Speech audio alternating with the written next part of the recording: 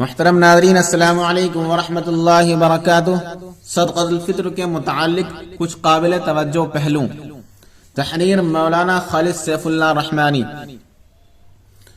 شریعت اسلامی کا مزاج یہ ہے کہ جب بھی کوئی خوشی اور مسرت کا موقع آئے تو صرف امیروں کے دولت کے ہی میں خوشی کا چراغ نہ جلے، بلکہ غریبوں اور ناداروں کی غربت کدے میں بھی اس کی روشنی پہنچے۔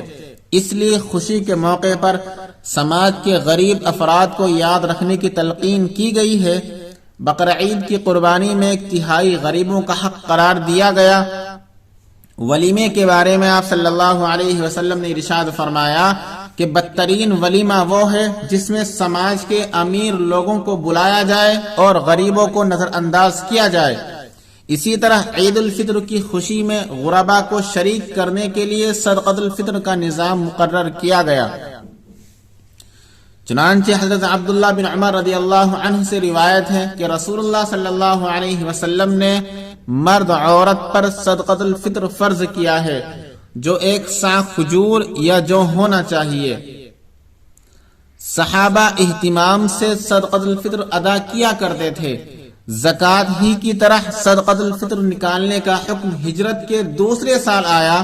اس کا ایک مقصد غریبوں کی مدد کرنا ہے اور دوسرا مقصد یہ ہے کہ روزوں میں جو کمی اور کوتاہی رہ گئی ہو، اس صدقے کے ذریعے اس کی تلافی ہو۔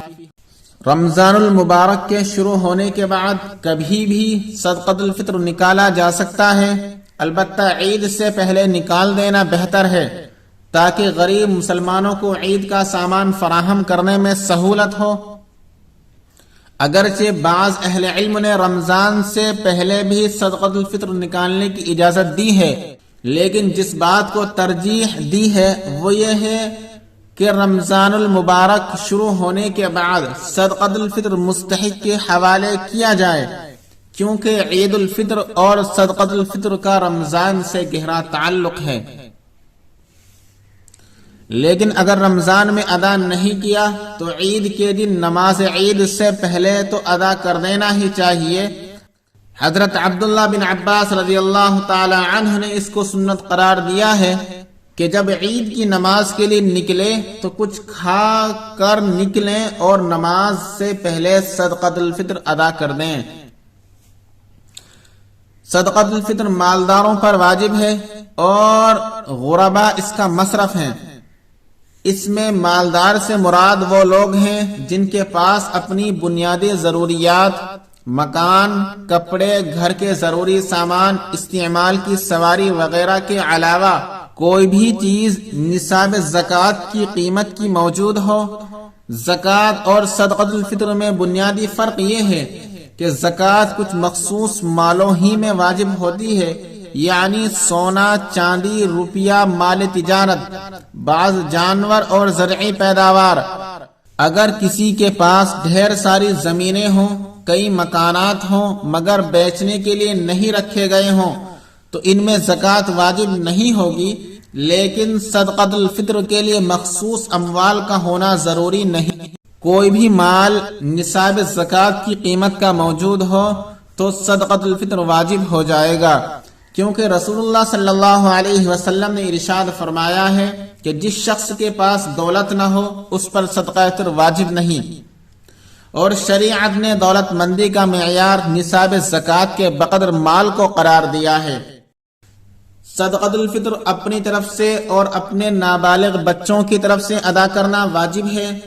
بالغ لڑکے، لڑکیاں، بیوی، اس کے زیر پرورش چھوٹے بھائی بہن اور والدین کی طرف سے صدقۃ الفطر ادا کرنا واجب نہیں، لیکن ہندوستانی سماج میں بیوی اور شوہر کا مال ملا جلا ہوتا ہے، اور بالغ لڑکے جب تک ماں باپ کی کفالت میں ہوتے ہیں اور تعلیم وغیرہ میں مشغول ہوتے ہیں تو ان کی بھی ساری ذمہ داریاں گھر کا ذمہ دار خود انجام دیتا ہے۔ یہی حال ان چھوٹے بھائی بہن اور والدین کا ہے جن کی کفالت گھر کا کوئی مرد انجام دیتا ہو۔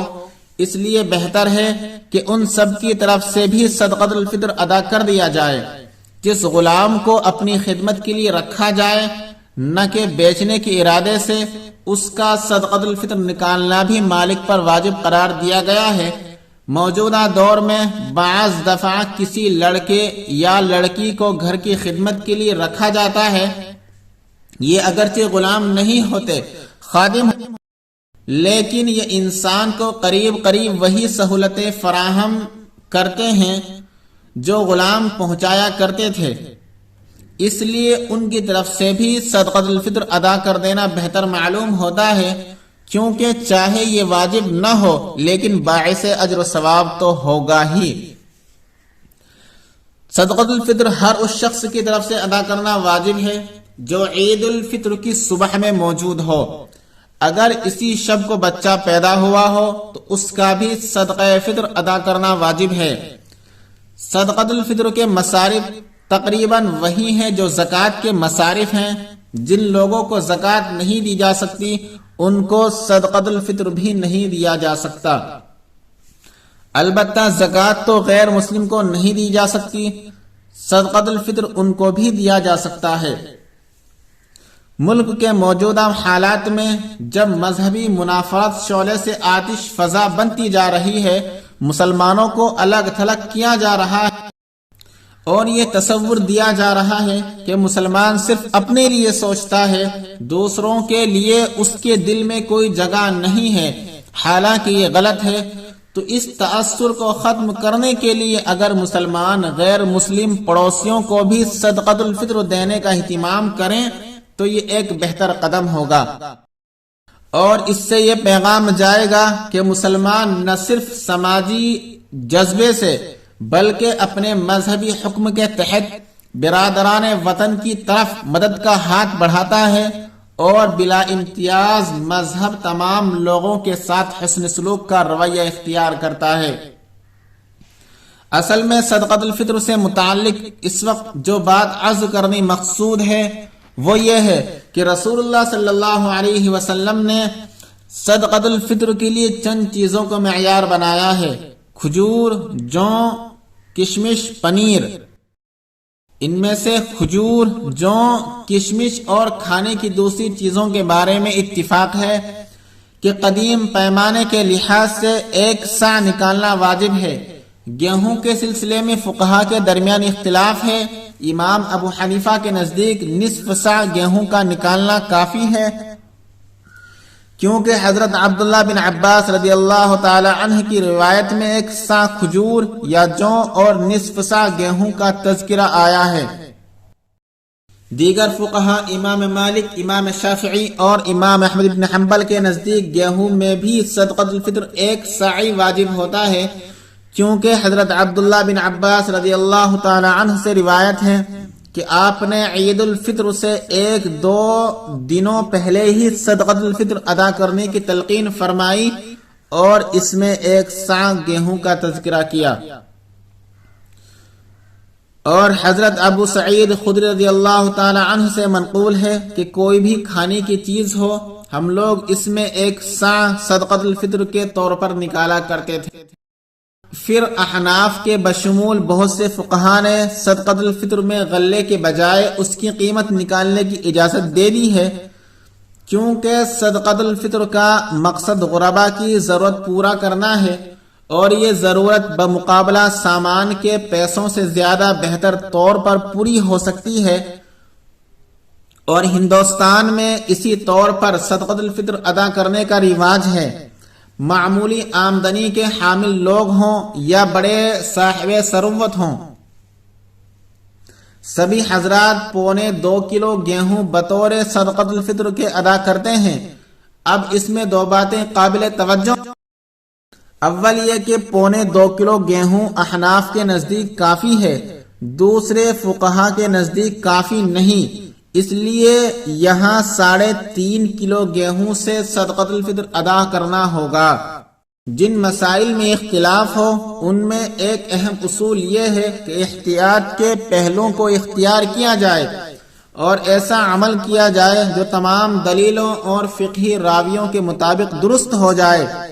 تو اگر 3.5 کلو گیہوں کے لحاظ سے فطرہ ادا کیا جائے تو یہ زیادہ محتاط عمل ہوگا، اور تمام فقہا کے اقوال پر صدقۃ الفطر ادا ہو جائے گا۔ دوسری قابل توجہ بات یہ ہے کہ رسول اللہ صلی اللہ علیہ وسلم نے جیسے گیہوں کو صدقۃ الفطر کا معیار مقرر کیا ہے، اسی طرح جو کھجور، کشمش اور پنیر کو بھی صدقۃ الفطر کے لیے معیار بنایا ہے۔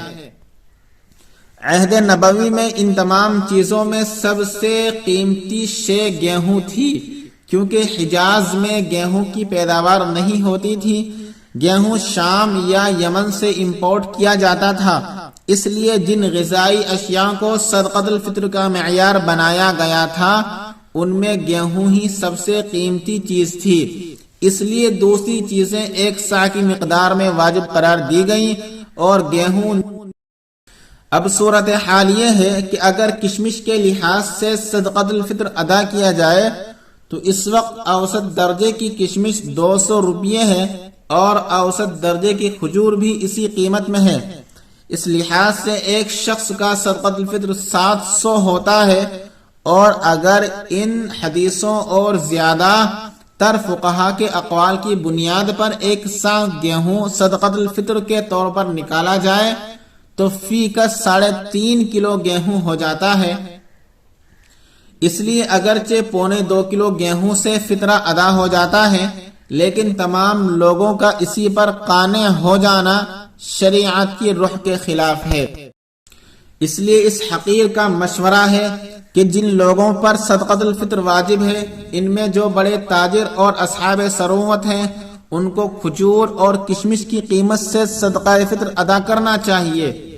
جو لوگ معاشی لحاظ سے اس سے کم درجے کے ہوں، ان کو 2.25 کلو گیہوں کے بجائے 3.5 کلو گیہوں کے لحاظ سے صدقۃ الفطر ادا کرنا چاہیے، تاکہ تمام حدیثوں پر عمل ہو جائے، اور جو معاشی اعتبار سے ان سے بھی کم درجے کے ہوں وہ 2.25 کلو گیہوں کے لحاظ سے صدقۃ الفطر ادا کریں۔ اس میں غربا کا فائدہ ہے، اور اس طرح رسول اللہ صلی اللہ علیہ وسلم کی تمام سنتوں پر عمل ہو جائے۔